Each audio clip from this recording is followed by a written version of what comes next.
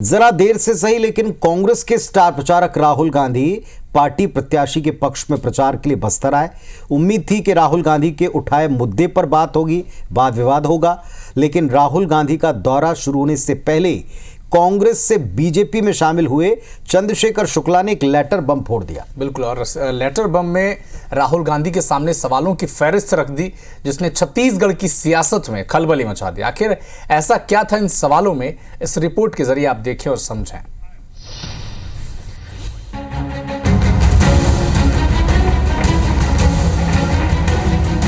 छत्तीसगढ़ की बस्तर लोकसभा सीट पर कांग्रेस ने पिछले लोकसभा चुनाव में लंबे अंतराल के बाद जीत दर्ज की थी।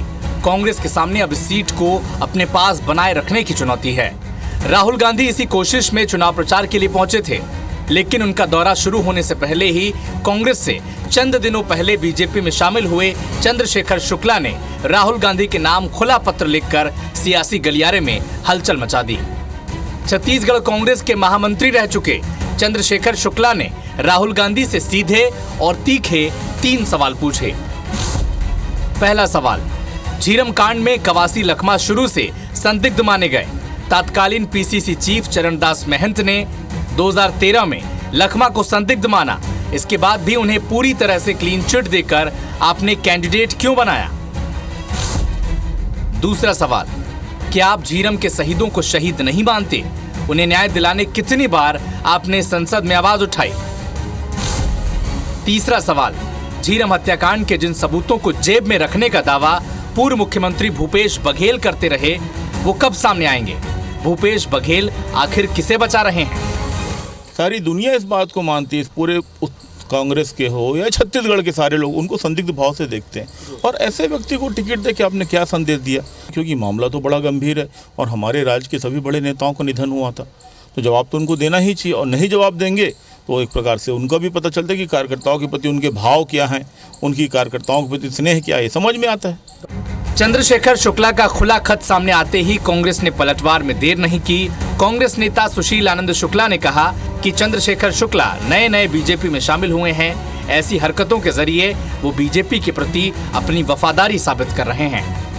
चंद्रशेखर शुक्ला नए मुल्ले हैं, तो नया मुल्ला थोड़ा ज्यादा प्याज खाता है।